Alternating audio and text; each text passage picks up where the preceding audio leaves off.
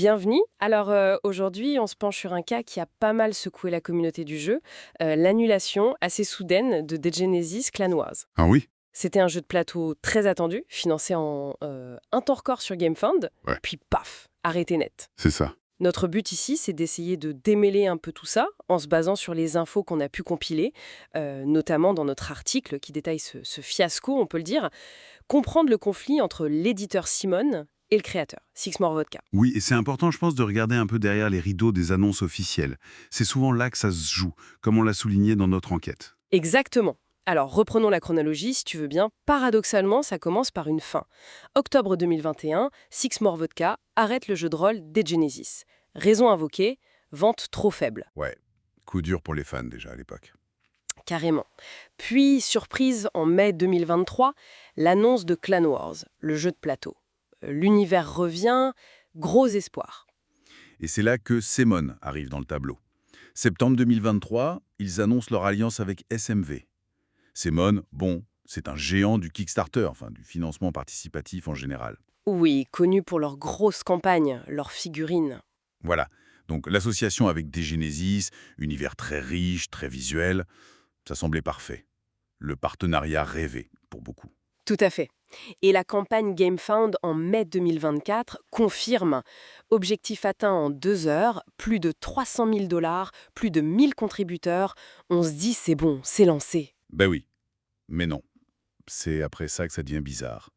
Entre juin 2024 et, disons, début 2025, Silence radio. c'est ça. Plus de nouvelles ou très peu. Et puis, début juillet 2025, le coup près. Simon annonce l'annulation. Alors, qu'est-ce qui s'est passé? La version de Simon, celle qu'ils ont communiquée, c'est que SMV a mis fin à l'accord de licence. Oui, de façon unilatérale, via une procédure légale. Simon, de son côté, affirme d'avoir commis aucune rupture de contrat. Et SMV? Eh ben, c'est ça qui est fascinant et un peu étrange.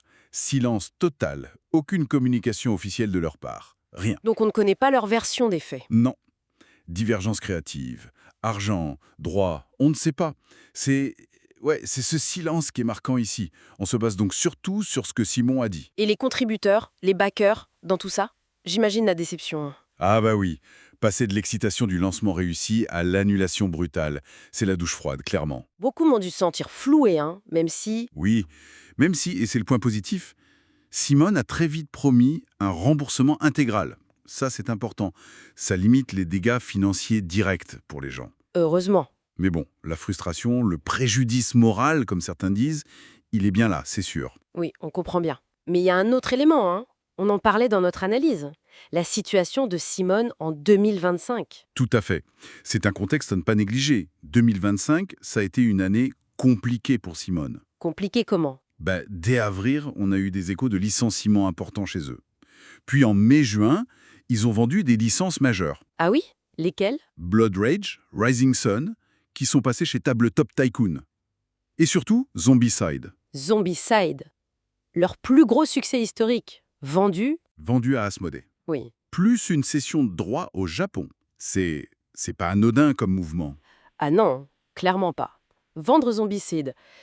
Et donc, la question qu'on soulève dans notre article, c'est est-ce que l'annulation de Clan Wars est juste liée au conflit entre SMV, Voilà, ou est-ce que Simon, peut-être en difficulté, ou en train de revoir sa stratégie, n'aurait pas vu dans ce conflit, disons, une occasion, une porte de sortie. un prétexte peut-être? C'est une hypothèse, évidemment. On ne peut pas l'affirmer. Mais vu le contexte général de Semon à ce moment-là, la question se pose légitimement. Le conflit serait arrivé au bon moment, si on peut dire. D'accord. Donc pour résumer, un projet super prometteur, un rêve brisé, annulé, officiellement à cause d'un conflit entre les partenaires, SMV et Simon. C'est ça. Mais un conflit dont les détails restent flous, surtout à cause du silence de SMV. Et tout ça sur fond de difficultés et de vente de licences chez Simon. Exactement. Une situation complexe, un gâchis monumental, comme on l'a écrit, où il est difficile de pointer des responsabilités claires sans avoir toutes les cartes en main. C'est frustrant. Oui. Et au-delà de ce cas Clan Wars, ça interroge quand même sur le financement participatif. Même avec de gros acteurs, la fragilité de ces montages. Les risques des partenariats. Voilà.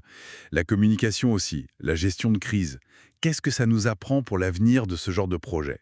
Cela dit, il faut noter que la communauté des Genesis, elle, est résiliente. Elle a déjà connu l'arrêt du JDR. C'est ça. Et d'ailleurs, pour ceux qui voudraient découvrir cet univers ou s'y replonger en attendant, des jours meilleurs pour la licence, les PDF du jeu de rôle sont toujours disponibles. C'est une piste. Une bonne suggestion pour finir. Merci pour cet éclairage. Merci à toi.